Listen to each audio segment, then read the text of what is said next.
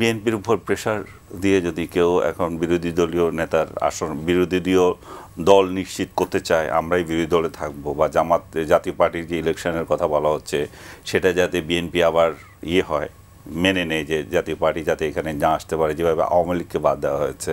অনেকেই তো বলছেন যে বিরোধী দলে যাওয়া নিশ্চিত হওয়া বা আসন ভাগাভাগিটা নিশ্চিত হওয়ার জন্যই এরকমের একটা অবস্থান তৈরি হয়েছে। আপনার কাছে কি মনে হয়? বিএনপি নির্বাচনের জন্য মরিয়া হয়ে উঠেছে। তারা নির্বাচন ছাড়া তাদের কাছে অন্য কোনো পথ নেই। এখন তাদের প্রধান নেতা এখন দেশের বাইরে আছেন, তিনিও এই নভেম্বরে আসবেন বলে ডিক্লেয়ার করেছেন। এই অবস্থায় বিএনপি যেহেতু নির্বাচন থেকে পিছু হটবে না, সো বিএনপির উপর প্রেশার দিয়ে যদি কেউ এখন বিরোধী দলীয় নেতার আসন বিরোধী দল নিশ্চিত করতে চায় আমরাই বিরোধী দলে থাকবো, বা জাতীয় পার্টির যে ইলেকশনের কথা বলা হচ্ছে সেটা যাতে বিএনপি আবার হয় মেনে নেয় যে জাতীয় পার্টি যাতে এখানে না আসতে পারে, যেভাবে আওয়ামী লীগকে বাদ দেওয়া হয়েছে।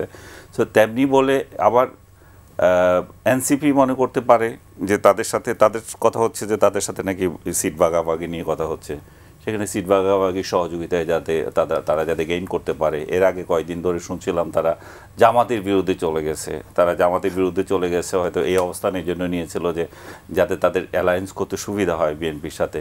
সো এটা একদম উড়িয়ে দেওয়া যায় না যে এটা রাজনৈতিক দলগুলো পরস্পর থেকে সুবিধা আদায়ের জন্য এটা করতেই পারে। কিন্তু জুলাই সনদ নিয়ে এরকমের অনৈক্যটাকে আসলে আমরা প্রত্যাশা করেছিলাম। যখন জুলাই ঐক্যমত্য জাতীয় ঐক্যমত্য কমিশন গঠন হয় তখন তো আমরা ধরে নিয়েছিলাম যে সবগুলো দল একটা ঐক্যমতে পৌঁছাবে। এই বাস্তবায়নের পথরেখা নিয়ে আসলে এই মতবিরোধটা তৈরি হলো। এটা তো উচিত ছিল। তারা যেহেতু দেখেন এই যখন শেখ হাসিনা বিরোধী আন্দোলন হচ্ছে তখন এই রাজনৈতিক দলগুলোই তো একসাথে মিলে তাকে হটিয়েছে, তাই না?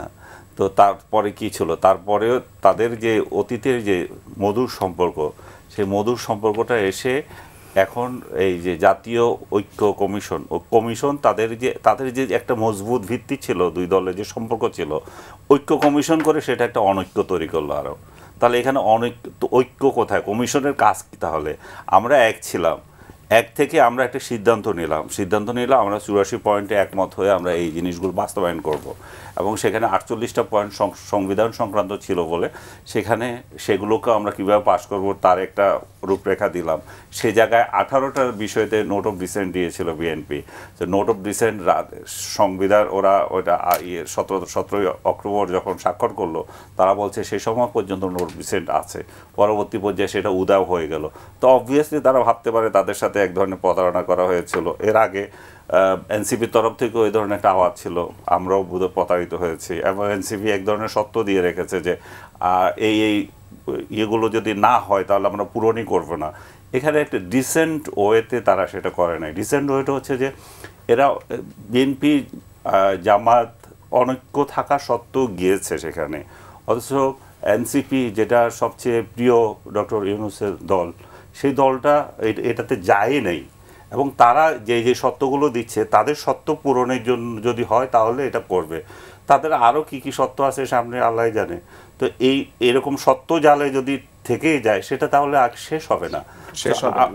আমরা চাই যে এই ঐক্যটা যেটা তারা ধরে রেখেছিল এর আগে, এবং একটা বৃহত্তর চিন্তায় তারা এটা স্বাক্ষর করেছে, সেটা যাতে থাকে, তাহলে তো জুলাই বিপ্লবে তাদের যেই আকাঙ্ক্ষা ছিল সেটা বাস্তবায়ন করা অনেক সহজ হবে।